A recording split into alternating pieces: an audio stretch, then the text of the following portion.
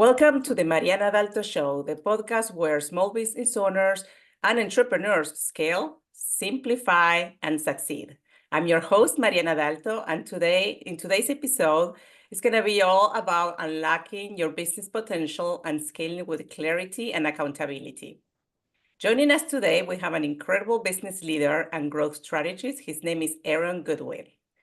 Aaron is the founder of Modern Legacy. He's a certified 10X business coach and a powerhouse when it comes to helping business owners scale effectively. With over a decade of experience in leadership, he has helped businesses grow from 33 million to 60 million, transform teams into high performers, and double individual incomes, all through mindset, strategy, and execution. Aaron, welcome to the show. Man, you make me sound so good, Mariana. Thank you so much. I You appreciate are that. amazing. I had to say that. Yeah, no, Had to. wow. That sounds good. Now I'm excited. I'm really Your excited. your ego is up. Yeah, let's go. Yeah, no, Aaron and I, for thank the you for audience, having we me. know each other, Yeah, not in this capacity because he has so much experience in leadership, and that's why I brought him to the show. But he's amazing. That's why he's one of my special guests here. yeah, no, thank you for having me. I'm really looking forward to this opportunity and adding value to your show. So I appreciate the time. Thank you. Absolutely. All right, Aaron. So let's start first with your background. Let's talk about your background on leadership, sales, and operations. Tell us a little bit what inspired you first to become a 10X business coach, and then also how, because of your background on the coaching business, how did you get started with Modern Legacy? Yeah, so it goes back about 6 years, and this is around, well, I said 5 years, about COVID time, when I witnessed that because I was in the hospitality tourism industry, and I witnessed that whole industry just start go belly up overnight. And I mean, it was the scariest thing. I was working for a company that was doing $100,000 a day, and I woke up the next day, and then we had a $12,000 day. So going from $100,000 a day to 12 grand, you're sitting there, and I was in a hotel room in Kansas City when I saw this, and I was like, oh my gosh, I will not have a job next week. This is scary. And I didn't have a plan. Like if I were to lose my job, I didn't have a plan. So I got on a plane, flew back to Indianapolis, where I'm from, and had a conversation over the weekend with my wife. Like I'm probably going into work on Monday with with layoff papers waiting for me. Now, fortunately, that didn't happen. Fortunately, we were able to strategize and sell our way through COVID. And I learned a lot of things about leadership and rewarding and recognizing A players through such a tough time, and the importance of building a strong team and a strong community during a time like that to be able to drive success for a business under so much pressure. Mm. Um, so, fast forward while that was happening, I was like, well, man, I'm fortunate I didn't lose a job. So I had to, but I needed to figure out a second stream of income because if I was relying on this one stream and it went away overnight, I wasn't prepared. So that's when I got into real estate investing and I started flipping houses and getting into long-term rentals. And then after that stabilized, I was at the point of like, what's next? I know I'm meant for more. I know I'm meant to help more people outside of this small bubble that I'm operating in right now. And then I went to an event, GrowthCon, which is the last one Mm. is next week. I'm very excited to get back out there for it. Yay. Yeah, I went out to GrowthCon and I heard about this whole 10X coaching and mentoring thing, and I was like, that's the thing, right? So I went and I talked to the team and they got me all excited about it. And then they were like, oh, and by the way, it's just a small investment of 27,000 or $25,000. And I was like, small investment, what? And my wife, from over my shoulder, was like, do it. And I was like, That was awesome. Good support system. right, right. So, I had my wife tell me do it, and myself, I'm like, $25,000, that's a lot of money. Like, at that point, this is now 3 years ago, I didn't understand the investment. About 2 years ago. I'm sorry, not 3 years ago, 2 years ago. I said, I didn't understand the investment. And Mariana, I got to be honest with you, that was the best investment I ever made. Mm. Being able to invest in the coaching and mentoring thing, being hand selected by Grant's team to Hmm. coach their clients, it's been amazing. So that's how I got into the 10X coaching and mentoring. Now for the modern legacy, That's me and my wife. We're working together to be the examples of. And when I say the examples of, it's the example of whatever we are the example of for you, for each individual on the planet, right? So you could be Mariana, your mother, right? Yep. We could be that example of great parents for you, Yes. right? So that's our mission right there, is to be the example of. And that's what your modern legacy is founded off of. So if it's leadership, if it's to be the best performer in your business, if it's to be income generator, if it's to be the greatest parent, whatever that is, we want to be the example of that for the world. That's amazing. And so then the business is you and your wife? Like both of Yes. you do the same. Okay. Yeah, yeah. So she started coaching first time moms Okay. because she documented her whole pregnancy, postpartum, everything, and she's now helping people start. And she's just that one chapter ahead, right? So as our daughter grows and gets older, she's just been helping people through the phases that are just behind her for first time moms. And then she also does health coaching for a supplement company based in Colorado. That's amazing. Yeah, Wow. yeah, Busy couple for sure. we were very busy. Yeah. All right. Let's go dive deep a little bit on your methodology. So you focus on clarity, accountability, and execution. Can you help us break down a little bit why these three pillars are so crucial for business success and specifically for how you help people, right? Yeah. And a lot of it comes to like where people are in business, right? Mm-hmm. So one, you got to be clear on where you're at in business. And really it comes down to just revenue. Like where you at in revenue, we can figure out what the problems are with your business and help you scale through those, right? And what we found is there's certain buckets that business owners fall into. And my specialty is really working with businesses doing $500,000 to $8 million. Like that range right there, you could tell me exactly how much money your business did last year, and I'll tell you where you're having problems, right? And that's where Mm-hmm. a lot of business owners and a lot of leaders, they don't see those problems because they're too close to the fire. So if you're Right. standing, imagine a bonfire, right? And you're standing right next to it. All you see is the smoke that's right in front of you. If Mm-hmm. you were to take a few steps back, you can now start seeing around the bonfire. You can start seeing other people around the bonfire. Now go 100 yards back. You can now see the whole empty field and everything else. And what you thought was the problem that's right in front of you, or whatever you're looking at, you can now see a wider view. And that's where Mm-hmm. that's where our coaching comes in. And that's where we help people, is we help them take steps back away from that fire, away from that smoke, so that they can see more clarity, more clearly Yeah. in their business. Yeah, that makes sense. Yeah. So you work with businesses like maybe around 8 million or so. So when businesses from, I don't know, 1 million to 8 million, just to give you some sort of like range, they get stuck maybe because of delegation or staffing or burnout. What are the first thing that they should fix, and how do you help them with that part of the leadership piece? Yeah, there's little sub blocks in between that 1 and 8 million, right? So you're gonna have about a sub Yeah, block big in time. between Yes. 1 million and 3 million. And right Mm-hmm. there, that's the hiring block. That's the hiring and role duplication block. And a lot of Okay. business owners, they can get to that first million if they understand sales and marketing, right? If you don't understand sales and marketing, you're not going to get to that first million. So you get to that first million because you understood the sales and marketing, and now you're trying to do everything yourself. And you're in that Right. first million, and you're like 1.2 block, 1.3 block, 1.4 block, and they can't get past that block every single year. They keep running into that wall because they're not focused on the right things at the right time. And the right thing at that 1 million is finding other people that they can roll duplicate themselves into, right? Mm-hmm. And a lot of people get stuck on finding this, oh, I got to find this great person, or I got to find the right person. Or on the contrary, they get stuck of, oh, you have a pulse, you could come work for me, great. And they end up being a horrible employee, but they had a Mm, pulse, I was desperate, and I hired you.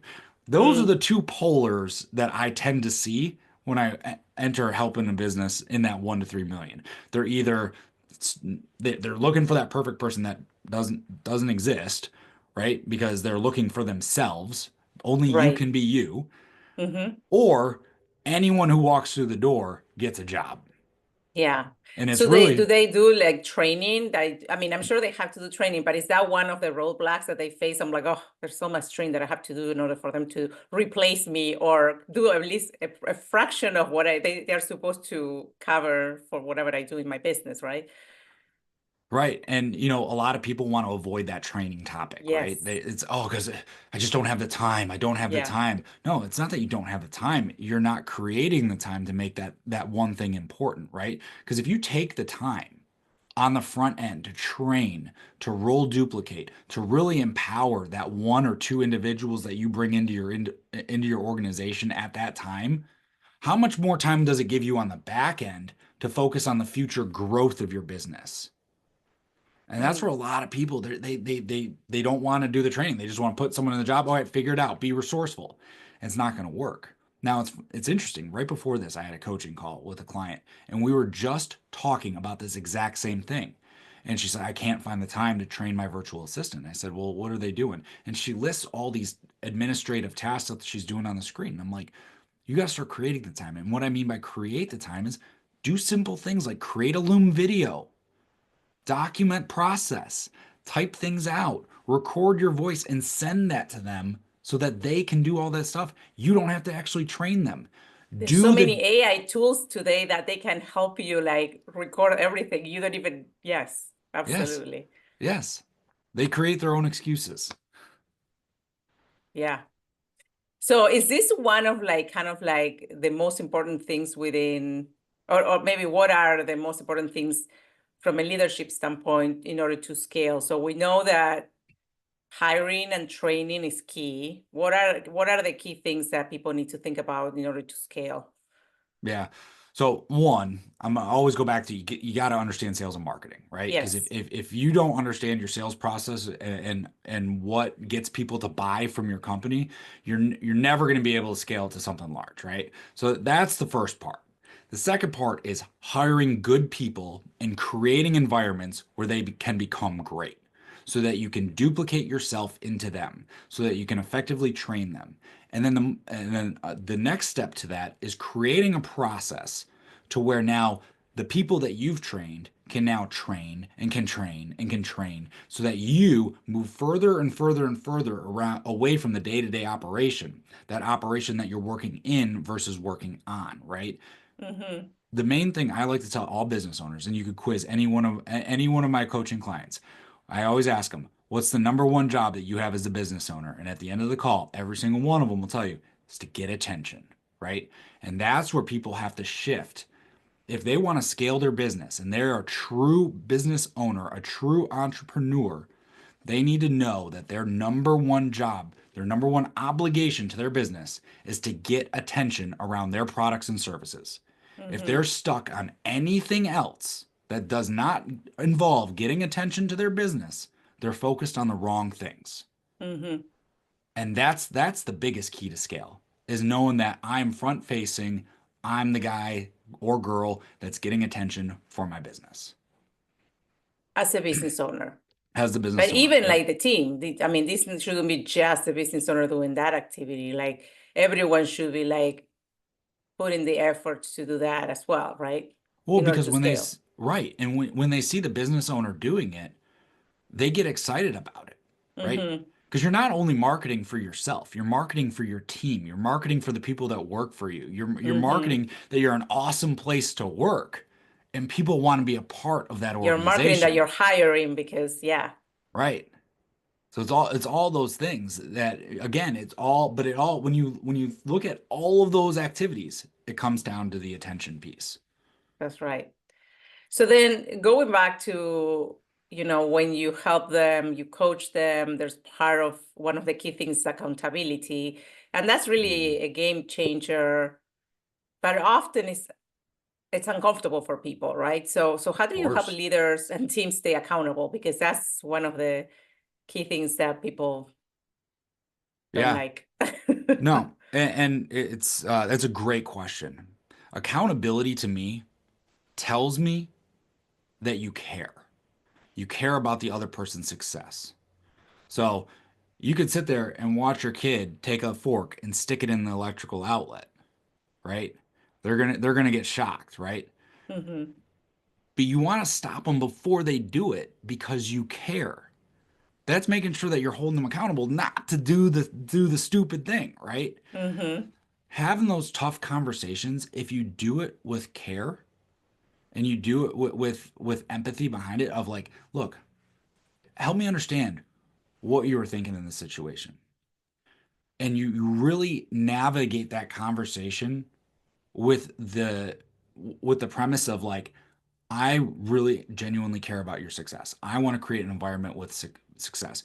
You can have that conversation, that tough conversation, very easily. I call them crucial conversations because if you don't have them, it's going to be crucial to your business, right? Mm-hmm. Now, the biggest thing about accountability, and this is something that I'm really working on as a leader, and it's tough because when you have these tough conversations, not one party always leaves feeling uncomfortable or feeling Yeah. that they're not liked or there's that weird feeling, right? At the end of the conversation, how did you feel about that conversation? Do you feel good walking away? If that was the last conversation that you ever had with that person, would you feel good about how you delivered your message, with how Wow, you that's a delivered that powerful accountability? question. Right. And that's something that you need to think of. This is something that I've had potentially a last conversation with somebody that I didn't feel good about. And I've had to self-reflect over the last couple of weeks. And I've been thinking a lot now about all my accountable conversations that I have to have with the leaders that directly report to me. After that conversation's done, am I good? If that was our last conversation that we ever had, do I feel good about it? And now that's how I enter every accountable conversation going forward is will I feel good about this if it was our last conversation? That is amazing. That's very powerful. I really like what you just said there because it makes you think differently, not just even in business, personally, everything. Like when you are talking to people, and communication is such a key ingredient in everything in your life, in your business, and people have so many issues communicating, and it's just like a 101 for life, and it's just like this is such a great. I love it. I'm out of words. Yeah, well, I mean, because guys, the conversations, these accountable conversations, they have to happen. They're always going to have to happen. It's did you let that person leave with dignity, or did you just pound them into the dirt? That's the difference. That's a Yeah, leader that cares and a leader that's just being a jerk. right. And you want to be a leader that cares, and that's where people struggle with that. Yeah, because they let the power go to their head. And you Yeah, know, I've had some jerk conversations in the past. I'll be the first to admit it. I'm not perfect. Nobody's no one is perfect, right? perfect. Yeah, we all Nobody's have. perfect. But Yeah, it's how do we reframe those bad conversations that we had, those mistake conversations that we have, to learn from those and not have them again. yeah, that's awesome. Um, so tell us a little more about on the coaching side, the way you've been coaching clients in leadership. What are the key mistakes and things that you want to highlight for people to hear from your experience, from the clients that you coach, things that come up all the time that you're like, oh, I knew this was coming. This is typical. Like, what are the key things that you're like always coaching because it's just a normal in terms of Um, leadership? yeah, no, that's a great question. First, I would say time control, controlling your own Okay. time. A lot of leaders allow their team to derail their time versus set appointments on the calendars. And if time is always going to be derailed, you create this environment of chaos, right? And then no one really respects your time as a leader. So Hmm. having that time control and open people talk about this open door policy. I tell people to close the door, close that door, but a have a time frame multiple times throughout the week where you do brain dead activity like I don't know, doing an expense report or something that doesn't require a lot of energy, right? Where your team can come in and Mm. have a conversation with you where you're not being pulled away from a financial review or an ownership meeting or something extremely important that you get distracted by something silly, right? So Mm-hmm. closing that door and allowing more control of your schedule, I would say that's probably number one because a lot of people, I hear it often, oh, I didn't have the time for this. No, it's you didn't make the time for it. That's the problem, right? I would say that's the biggest one when it comes to from a leadership piece. Or even prioritizing because you didn't have the time because you didn't prioritize this on top of any other 100 things that you need to do. So why would this wasn't a priority? And if it wasn't, maybe a reason why. So there's so many variables around that too. Yeah. The other one, this is another big one, is they don't have a process around interviewing and hiring people, finding, Mm, interviewing, and hiring people. That's another one where it's just off the cuff. They ask random questions. They don't ask tactical questions that really fish out the strengths that they need for their team to balance that team's weaknesses. So have an effective process, which I do have a free ebook. I think there's a link that you're going to share. It's yes. yourmodernlegacy.com/people. You just fill out the form, name and email, and I'll email over a free ebook. It's 7 pages. It talks through Hmm. my process of finding great people. That's awesome. Thank you Yeah. for sharing that. Yeah, absolutely. It's like that. Like if you don't have a process in your business, get that little ebook, 7 pages long. You now have a process. Yeah, yeah, I can see that. I mean, I've been in corporate for so many years in large companies that for me it's a given because the corporations, large corporations already have systems in place. But speaking with small business owners, I see that happening day in and out, and I'm like, wow, like I'm like still shocked that those things are not in place. And so this book is going to be super helpful. Yeah, and I kept it I kept it short because I know I was like reading about hiring people is a very boring topic. So Yeah, here's 7 pages that if you just do these four things, you'll find good people that you can create a great environment for. that's awesome. And then also you can coach people, helping them, even when they hire them, okay, how do I move this forward now? How do I manage the team that I just hired, right? Absolutely. Yep. And that's what we're here for. We're here to help those business owners doing anywhere from 500,000 to $8 million. That's our range. If you got any questions after this podcast, please connect with me. Do you want my Instagram at Modern Legacy Dad? So I don't know if that's gonna be dropped somewhere, but they can find Yeah, me I there. will put all your details in the show notes for people to reach out to you, connect with you, ask questions, because there's a lot of value that you can provide in this topic, and people should like benefit from having those conversations with you for sure. Yeah. So one more question, and then I know we're gonna end up, but I wanted to talk about like what is a daily habit that you have that you keep that keeps you on track? Something that you can recommend for people that it works for you and maybe could give guidance to people. Yeah, my training every single day, be it through Cardone University or reading a book or listening to a podcast. There, I implement something along those lines. And when I say reading a book, I do Audible. I don't actually Yeah, physically I'm the read the same book. way. Yeah, So air quote, read the book. yeah. But I do listen to some sort of professional development segment for at minimum 30 minutes per day. And I habit stack that. So I'm not like sitting here at a computer or on my phone doing that. I'll do it while I'm driving. Just throw it on the car audio and listen to some sort of business book podcast around sales, marketing, leadership, anything of that, because I personally believe that you should be learning something every single day and that because that's the only reason or only way you're really going to grow as a person in this professional space. So I would say that's the number one religious habit that I do every single day. Yeah, I'm the same way. Um, I add mindset as well and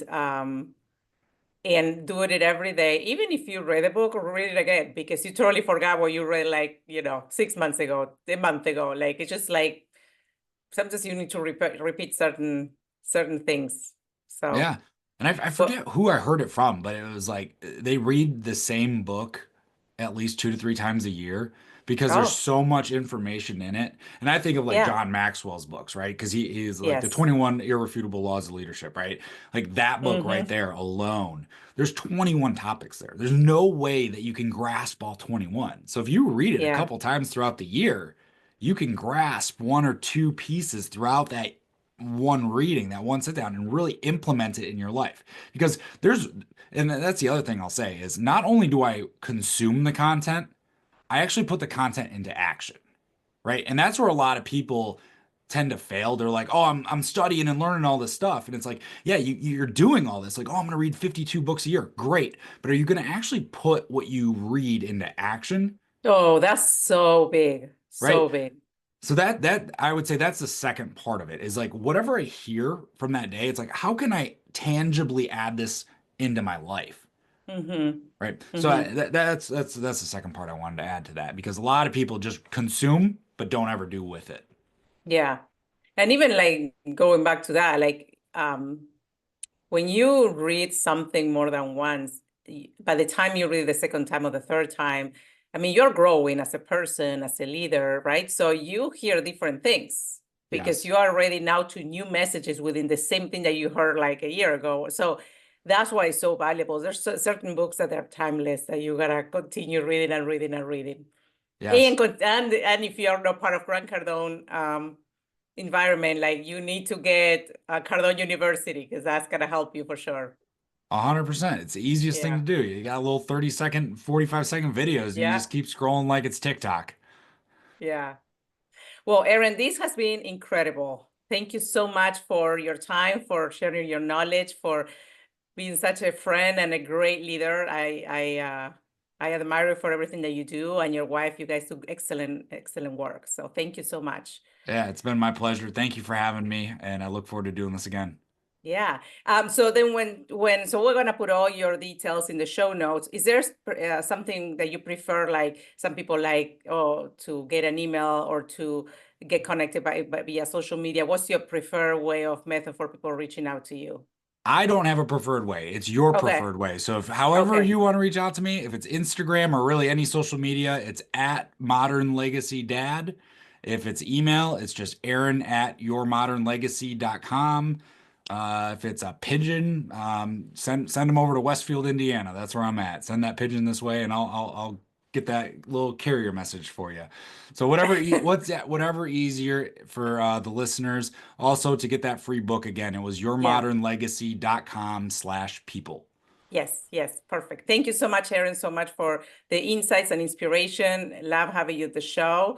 So now it's a wrap for today's episode. If you got value for this, please don't forget to subscribe, leave a review, come back for new episodes. If you're a business owner looking to scale without burning out, take action today. There's so many resources out there for you to keep implementing to grow. So until next time, keep building, keep growing, and keep winning. Thanks, Aaron. Take care.